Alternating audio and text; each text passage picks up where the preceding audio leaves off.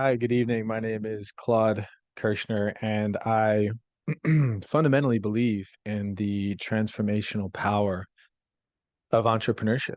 And today we're going to talk about one of my passions, which is strategic entrepreneurship and growth for small businesses. So hopefully you all enjoy. I'm standing up in my house right now, and my wife and my daughter are home. So if there's some interruptions, I apologize. But in order for me to keep the passion, standing up is crucial. So they're probably going to think something crazy is happening in here. But I start off with a quote. A gentleman named Danny Miller, he pioneered this concept of entrepreneurial orientation, which is one of the most highly researched subject matters in entrepreneurship. And he says that an entrepreneurial firm is one that engages in product market innovation, undertakes somewhat risky ventures, and is first to come up with proactive innovations, beating competitors to the punch. A non-entrepreneurial firm is one that innovates very little, is highly risk averse, and imitates the moves of competitors instead of leading the way. When we look at the entrepreneurial process, the entrepreneurship as a process, what's so nice is that it is a process and we could break it down into steps, which means that it can be taught. But where we're at in this process, in this conversation, is past the identifying an opportunity, past developing a concept and business model. We can always move back there, obviously, when we're using strategy and innovation.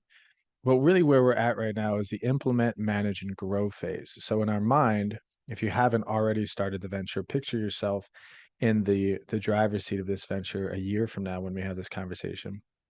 Or if you've started the venture, obviously this will apply immediately to you. So we're leaving this customer discovery, customer validation phase. We've established a product market fit. There's a service that customers are willing to pay for.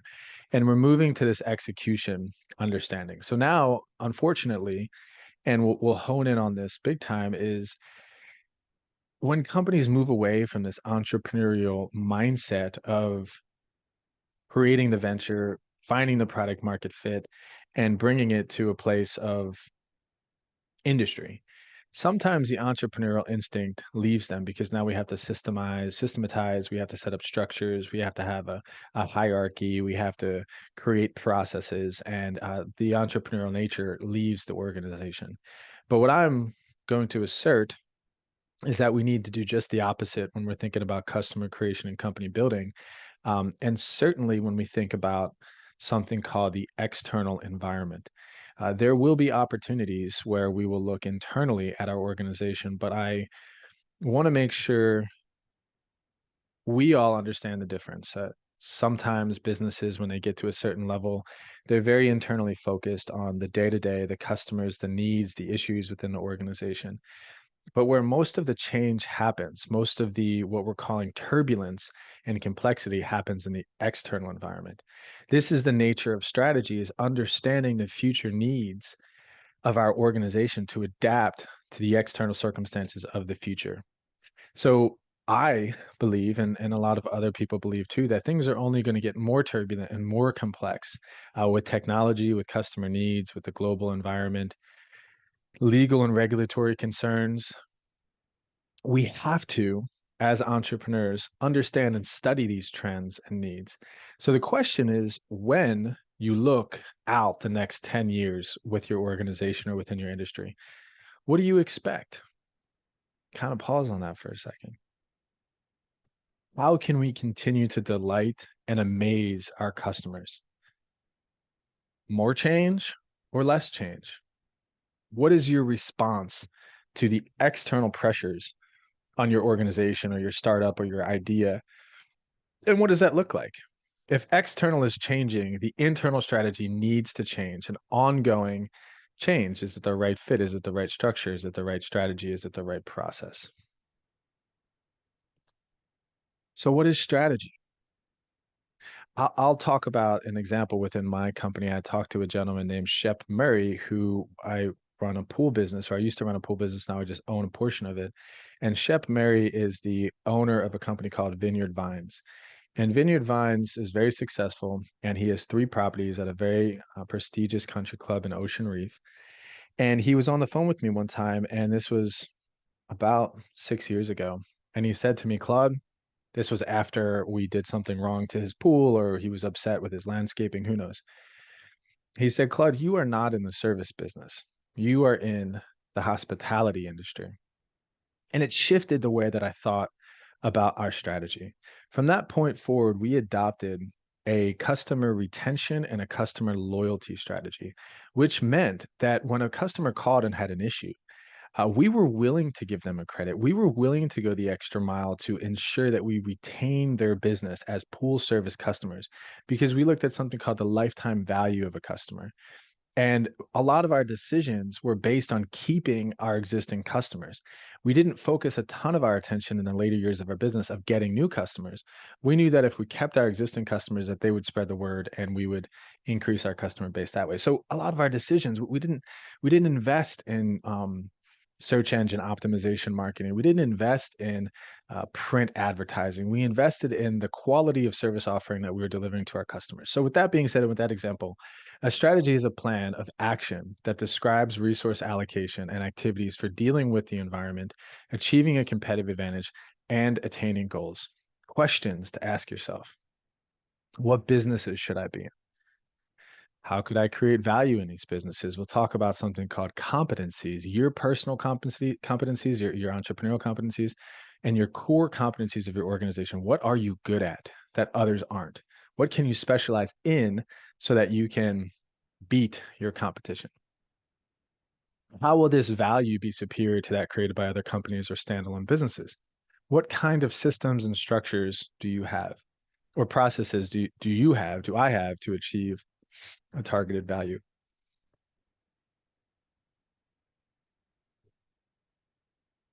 So I love how this explains strategy. It says a well-formulated strategy helps to marshal and allocate an organization's resources into a unique and viable posture in your business, picture that, based upon its relative internal competencies, what we're good at, skills, and shortcomings, what we're not good at, anticipated changes in the environment, and contingent moves by its intelligent opponents. I'd be remiss if in this call I said, you need to focus on a customer retention strategy, or you need to focus on a cost control strategy, or you need to focus on your marketing strategy or your finance strategy. That's good. That's going to be the strategy to help you because you need to adapt your strategy based on your competencies and your resources that you have within your organization. That is critical to understand when we are moving towards strategy. If we didn't have enough customers to support a decent lifestyle for the entrepreneurs when we were running this pool company, our strategy would have been to pick up more customers, which we had in the beginning phases of our business. And once we attracted enough customers and we did the calculation of lifetime value of these customers, we realized we needed to shift our strategy to a customer retention strategy. So these are just some things to consider when we talk about strategy. It's a loaded conversation. So an entrepreneurial strategy, which is the reason why I'm standing up, the reason why I'm excited and trying to contain my excitement. But there is a famous band, maybe you remember them. I'm sure some people on this call will, called the Grateful Dead. In the Grateful Dead, they had a revolutionary business model. They did things differently in the music industry and the entertainment industry that no other bands were doing. And when I think it was TMZ was interviewing Jerry Garcia, he had this unbelievable quote that said, people asked how are you different than others? Or how are you so successful? What are you doing? And Jerry Garcia says, we don't want to be the best of the best. We want to be the only ones who do what we do. This, in nature, was the mindset and the mentality that went into the strategy of the Grateful Dead. Southwest Airlines, very similar. An entrepreneurial strategy. Most airlines, like American Airlines and United, they have this hub and spoke system. Southwest Airlines got rid of that. You can fly direct with Southwest. You don't need to go through Atlanta or wherever hub. They have no seat assignments. When you're flying Southwest, you do not need to figure out where you're going to sit. You just go right to your seat. And the ability of people to sit down quicker, you'd be amazed. One kind of aircraft, no travel agents, no co-sharing with other airlines. They turn their planes around 2 times as fast, dramatically lower cost, and they made a profit for 35 straight years because of this entrepreneurial strategy. what I'm telling you, what I'm hoping you understand by what I started with, is that the only strategy to employ that's going to be effective continually and provide you with a sustainable competitive advantage is harnessing your unique nature of entrepreneurial mindset and thinking to have an entrepreneurial strategy within your company, a flexibility, adaptability, speed, aggressiveness, and innovation. These are keywords that I hope you're applying in every single thing that you do. And we're going to break down some of the stuff you do as well so that we can understand it together. Harvard Business Review wrote a great article called Speed as Strategy. If you're walking down the street with a entrepreneur and or with one of you, if I'm walking down the street and we notice a shop window, likely what this entrepreneur will die to tell me is that the shop window is not designed efficiently, that the lighting should be different, that it can be utilized better. Then if you walk a block further, the entrepreneur is going to tell you that the way in which the government picks up trash in this neighborhood is inefficient. They can be doing it much more better. This is something we call a healthy dissatisfaction. Don't ever lose this as an entrepreneur. It's going to be a part of your strategy. The at-risk company is the company that is not prepared for the entrepreneurial strategy. There's no sustainable competitive advantage without strategic entrepreneurship. Sustainable competitive advantage is what is needed. It's needed to be an ongoing, adaptable way to take your business, to change it, to innovate it, to take risks, and to be proactive with how you deliver a service and delight and amaze your customers. So let's talk about some examples. The first thing I want you to do, and you can do it now if you'd like, as I'm talking, whatever you desire, is to look at your operating model. What is your operating model, you say? Well, your operating model, conveniently, some of the components of it I've laid out here on this slide. Uh, I know I say focus on the external environment because that's important, and we're gonna transition that into this discussion soon. But in order to effectively compete, we have to understand how are we currently doing it, and what are some ways we can reduce unit costs? What are some ways we could standardize our process? What are some ways that we can increase our capacity, and how can we go about doing this? The example that we use is there's a entrepreneur, great entrepreneur in Tando. His name is Tando, and he lives in South Africa. And there was a team of consultants that went over to South Africa to help him. And he was very, very good at making paper. And he would go down to the river and he would cut his raw materials from this grass. He would bring it back to his shop. He had two day laborers, which essentially he paid cash, and they would, or Tondo would, run this process of turning this raw material into paper. And the awesomeness of the consultants, we were able to get them a distribution channels. We were able to set them up in a couple retail stores. And we thought this was great. And Tondo could put his product in these retail stores. The retail stores can sell it. This is going to be good for the business. Go back to the United States, come back, and we find out that Tondo's not doing so well because Tondo is not still selling in those three retail stores. He lost two contracts and he's about to lose a third. And the reason why, and I would ask this question if we were live, is because Tondo process was in his head. Tondo was very good at the task, the tactical aspects of his business. He was doing a lot of the work himself. And I'm sure that there are a lot of entrepreneurs here that can understand as well. And he didn't have his process laid out, which inherently conflicted the way in which he delivered his service. It created capacity constraints. So what the consultants did that year, where they laid out something called a operating process. They detailed the operating process, and within that operating process, they called out areas that were quality control. They called out areas where you can save costs. They called out areas that you can increase capacity, and they wrote it all down. And they were able to train more people on how to do it. This allowed Tondo, who had this gregarious personality, to be out there looking for more distribution as opposed to being the person that was wearing the gloves and the hat and doing the work himself. It revolutionized the way that he was able to deliver his services, and his strategy changed. So I want you all to do that as well. Innovativeness as it applies to process, strategy as it applies to process. One of the biggest ways, instead of corporate entrepreneurship, we talk a lot about diversification as a strategy, globalization as a strategy, and just from a corporate perspective, managerial strategy.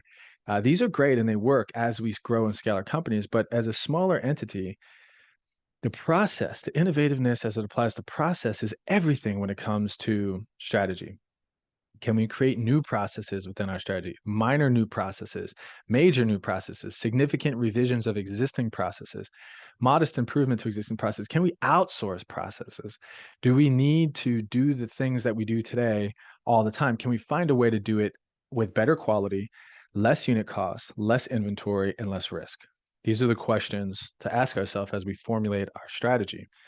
And our strategy needs to think about the example I gave in the pool industry when I talked about how with Shep Murray that we're trying to deliver better service. We're trying to have a customer retention strategy and a loyalty strategy. So we're creating more value for our customers. If your strategy isn't creating more value, it's probably not a good strategy.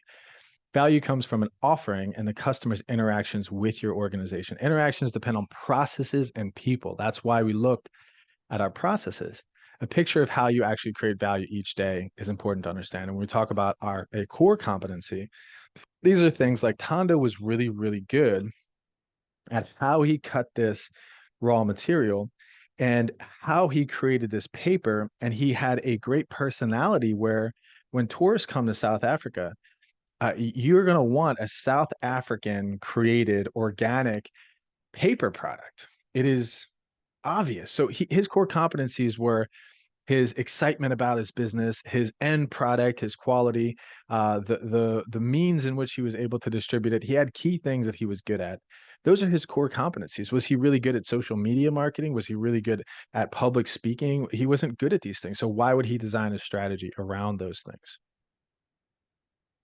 So these are questions that you're going to have to ask yourself. And these are only questions that you can answer. But the reality is, an entrepreneur has competencies, has skills.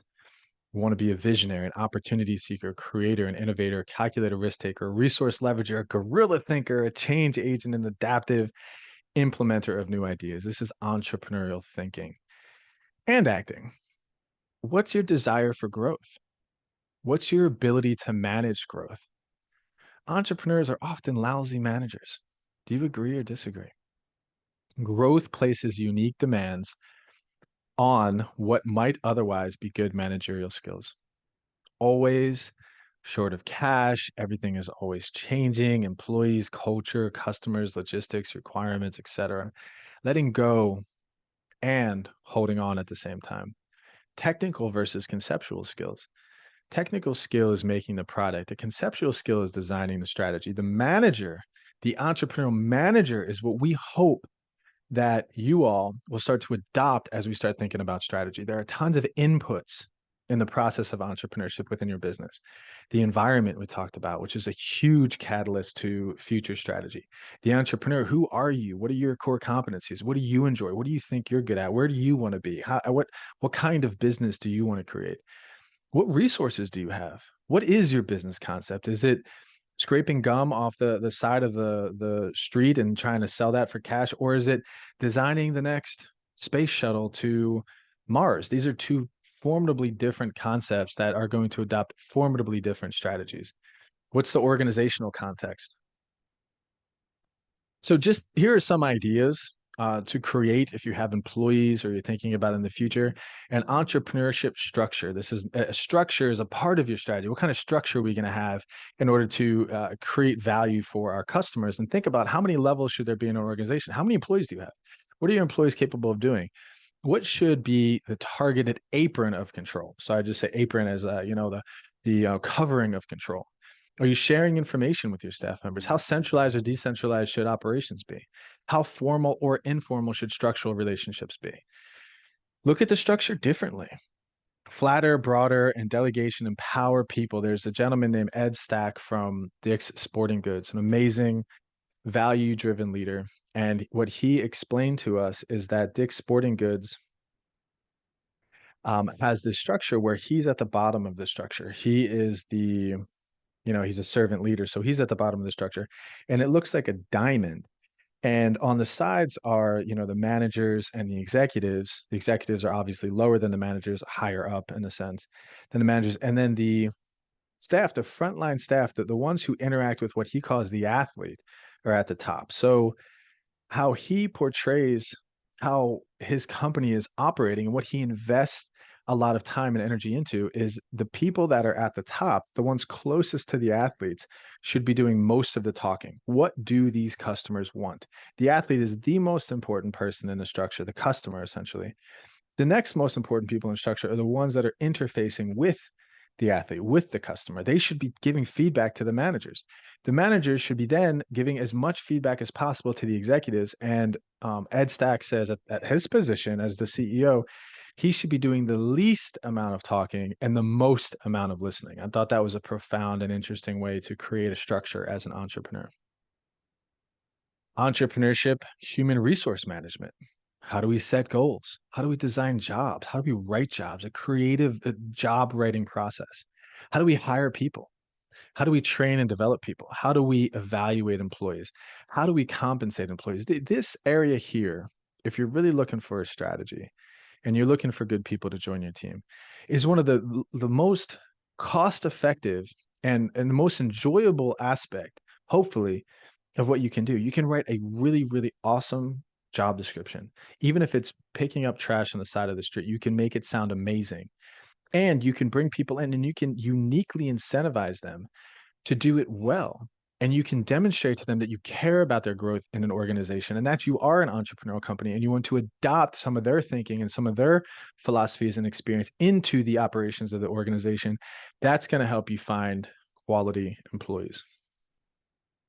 So go celebrate entrepreneurship in front of others. When people make mistakes around you, when employees make mistakes, are they criticized for the mistakes that they make? Are they condemned for failing? Or do you understand that this is the path that you want? This strategy of entrepreneurial thinking within our organization, that flexibility, agility, um, incentivizing people appropriately, this is a part of what we do. So, what do we mean by growth? We want to grow, right? Hopefully, we all do, but maybe some of us don't. The real essence of growth, and I highlighted it here on this slide, is organization performance, effectiveness. How well are we accomplishing our goals? Efficiency. How well are we utilizing our resources to accomplish our goals? Our stakeholder satisfaction. How satisfied are we as the entrepreneurs? How satisfied are our wives? How satisfied are our husbands? How satisfied are our customers? How satisfied are our employees? This is organization performance, but it can be measured through some of these variables that I put down here. These variables down here are not an indicator of success, but they are growth metrics that we can use to hopefully decide whether or not, what we're doing is good or bad. So revenue, do we have new revenue drivers? Are we creating new ways to make money? Lots of examples are, if you're in the business of dog sitting, could you provide sell a product of a dog food that you recommend? Could you figure out how to add an additional, do you cut dogs' nails? Do you exercise the dogs differently? While you have the dog in your possession, what else are you doing with that dog to create more revenue for your organization? Market share, existing markets and new markets. How much of are you measuring how big your market is, the total available market? Are you breaking that down? And how much of that market do you have?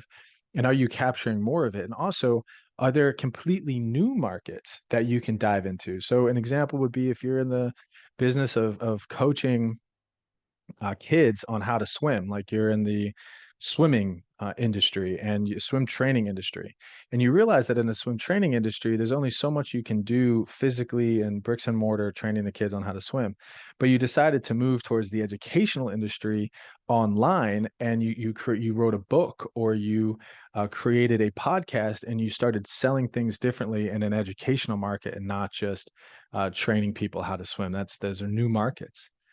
There's a great book called Blue Ocean Strategy about new markets, and I highly recommend it. Customer growth, another way to measure how we're doing as far as performance and how our strategy is being executed and ways to grow our business. Churn. I was embarrassed. I didn't know what churn was when I was being questioned by private equity once they came into our organization because we just called it lost customers. We didn't understand churn. So, anyways, just a quick note. But churn essentially is if you have 100 customers in February how many customers do you then have in March? And what's the difference? So if you had 100 customers in February and then you had 90 customers in March, your churn would be 10% churn, which you want churn to be low. So churn, you can have which is essentially a retention strategy, but the other way around. Uh, you want to have low churn, therefore you're going to have to do certain things to keep quality, keep loyalty programs in order to keep customers engaged. You're going to have to compete maybe on pricing and create a better value. You're going to have to offer more value to your customers consistently. You have to deliver on good customer service, make sure people are picking up the phone and putting out work tickets as quick as possible. That's a customer growth strategy. Profit. Profit is an indicator that you're either doing something right or you're doing something wrong. It's not always a success variable. You think about nonprofit organizations, they're not always contingent upon making a profit, because you could just be looking for effectiveness, or you could be looking for exposure or awareness. But most companies, most businesses are profit driven. So profit is a great indicator. If you have good profit, high profit margin, you're doing something right. Keep doing it. If you have break even, you probably need to change a few things. If you have negative profit, you need to change a lot. So it's an indicator of what needs to change within the organization. That's kind of how I look at profit.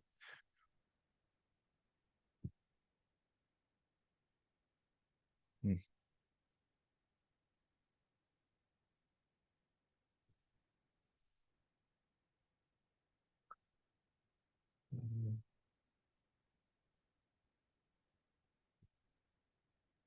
Okay, so entrepreneurial growth and quality of life.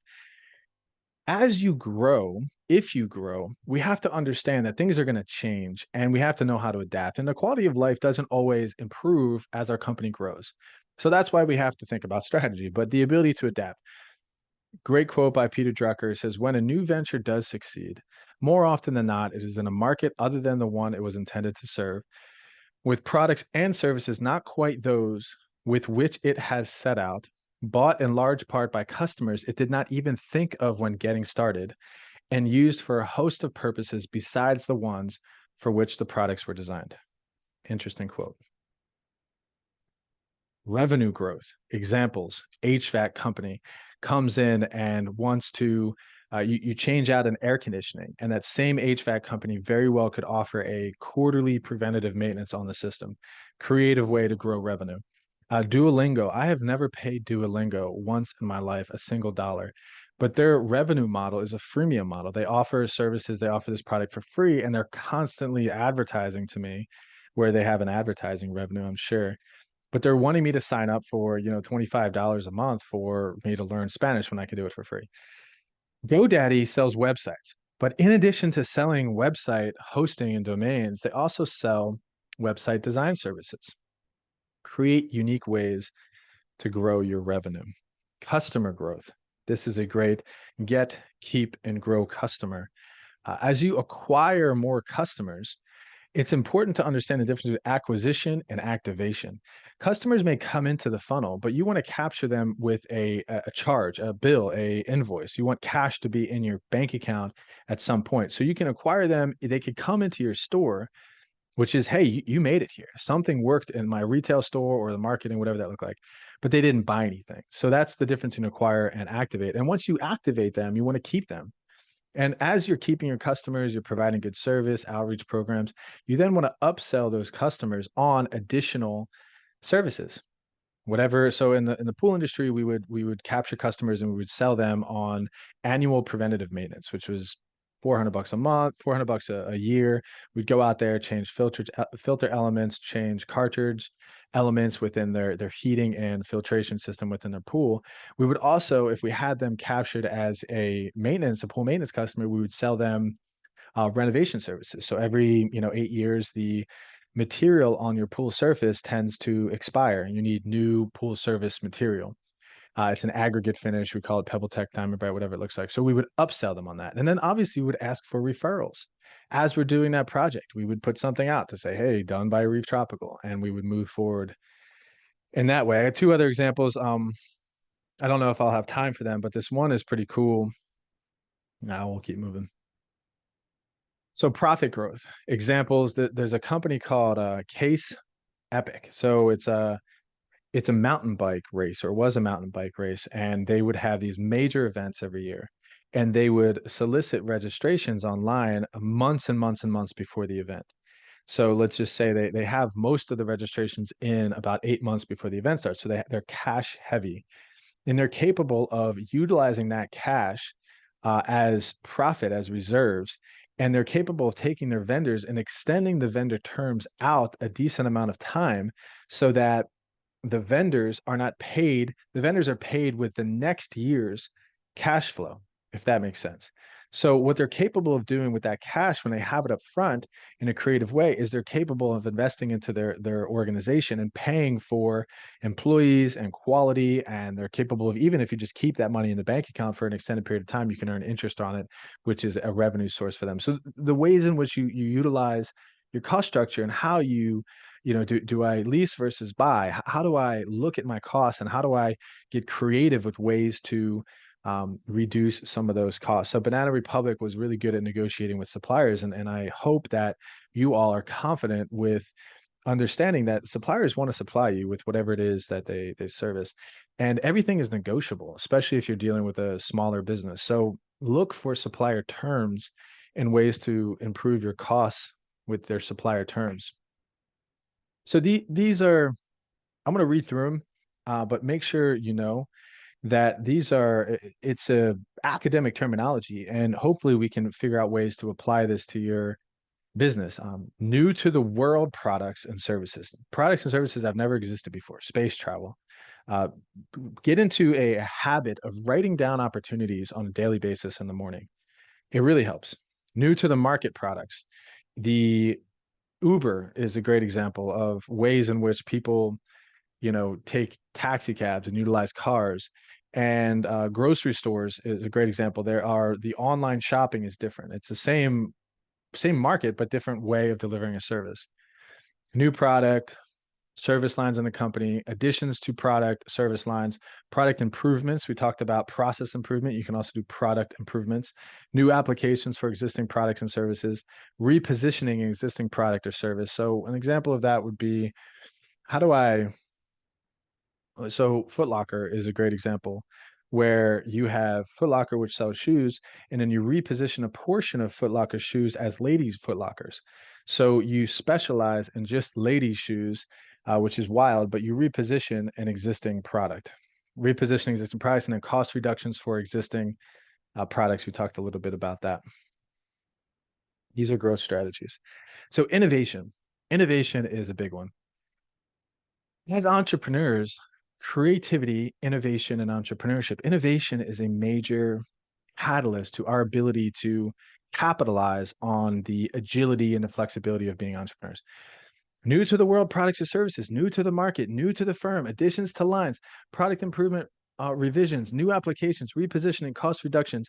The example I'm going to give for innovation, which I'm supposed to do a little bit later, but if the example was, and this is a famous example of using the metaphor of a person that is going up to the plate in baseball and asking them, what are they thinking about when they get up to the plate? And the answer to the question, if some of you have played baseball out there, is they're thinking about, okay, their mechanics, where they're standing, where their foot is postured. And once they get ready to think about, man, I really want to get a hit because I want to have a good batting average. And the essence of innovation is the opposite of that. In innovation, we don't want to think through mechanics as much, and we want to get up to the plate and we want to swing at as many balls as we possibly can, because as we swing at these balls, we have more opportunities to innovate. We're more agile, we're more creative, we're flexing and practicing the innovation muscle. And I think the other aspect of that story is when a batter comes up to the plate in the beginning of the season, if they get 2 or 3 hits out of five, their batting average is really good. So they're, I'm just not going to swing the bat anymore, because the innovation or the hits that I created have now produced a quality output. So I'm done innovating.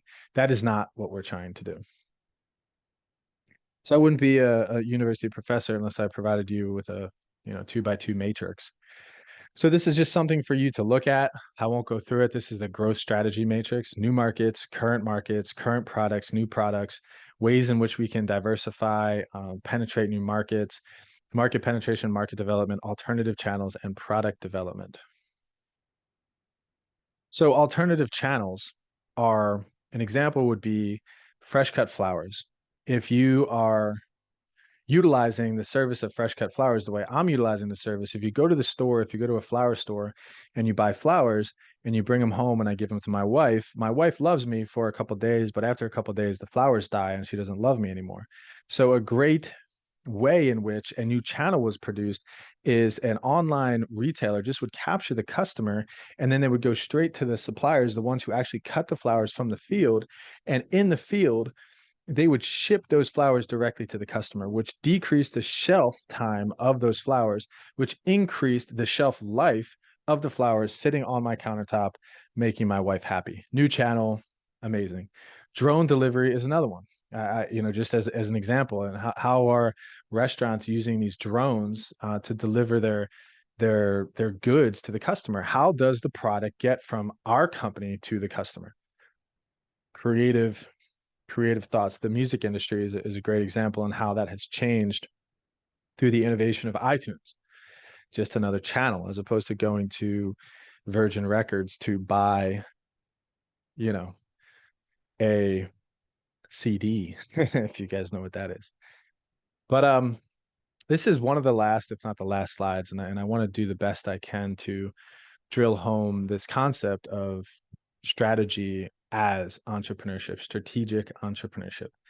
And some examples are, there's something called the frequency of entrepreneurship. How often are we creating? How often are we trying things new? How often are we getting outside of our daily operations and working on the business and tweaking things strategically in order to capitalize and create more value? That's the frequency of entrepreneurship. Then you have the degree of entrepreneurship, is how revolutionary are these inventions that we have? How creative and amazing are they?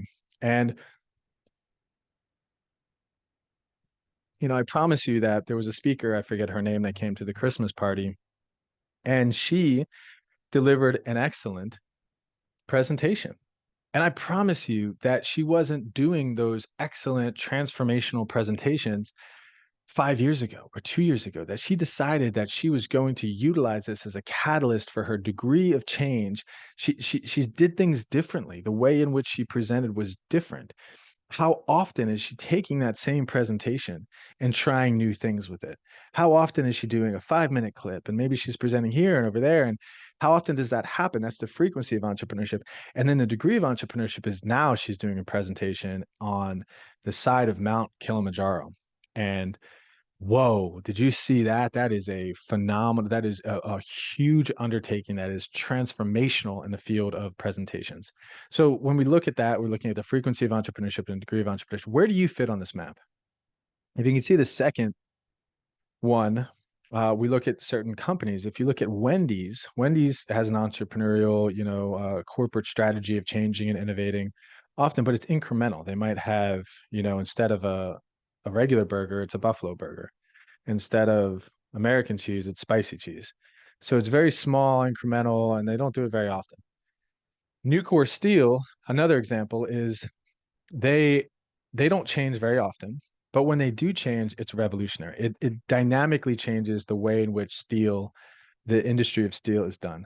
3M, which is a really creative company, and entrepreneurial, and they design their whole strategy around being creative and entrepreneurial, is a company that incentivizes people based on new ideas, new innovations. So they build the strategy of innovation into the company, and you can do that as well. There's some other examples on there: Procter & Gamble and Level 3 Communications. And then the one all the way to the right are just some people who have adopted. I mean, think about Richard Branson. He does all sorts of crazy entrepreneurial endeavors often, but a lot of them aren't, groundbreaking and transformational. But Steve Jobs is. He doesn't do as many, but when he does it unbelievably. And same with Bill Gates. Bill Gates kind of falls right in the middle of that. And if you recognize any other entrepreneurs in there as well. So here's a table. I'm not going to walk through all the aspects of the table, but it talks specifics about market penetration, market development, alternative channels, product development, new products for new customers, and integration. These are the different strategies and the characteristics of these strategies. But what I really want to drive home in the last minutes of my talking is understanding the nature of entrepreneurial strategy, understanding your resources and how your resources funneled into your strategy are critical for your ability to have a competitive advantage. That's huge. Who am I? What am I good at? Okay, what resources do I have? Okay, what strategy am I going to adopt based on who I am and what resources I have in order to be the most effective to deliver value to my customers? That's really the biggest takeaway I hope that you can have. And hopefully you were able to have some ideas as to how you're going to deliver some of those strategies or some creative ways that you can adopt the things I said into your daily business. And with that, oh, last slide. If you want to, if you're true entrepreneurs, which you are, and if you have these ventures, you have goals and you have plans, I ask you to look into milestones, your revenue growth milestone, your profitability milestones, your customer growth milestone, and your new market penetration milestones, and set some goals for yourself and help. It'll help you feel like you're on this journey and you're making progress because progress begets progress. If you do one or two innovative things and you enjoy it and you can see how your strategy is going to correlate with that, you're going to do many more. Entrepreneurship is not something you do. It is a philosophy that you bring to life. Be the change you wish to see in the world. Thank you very much for listening. I hope you guys enjoyed it, and I look forward to answering any questions that you might have.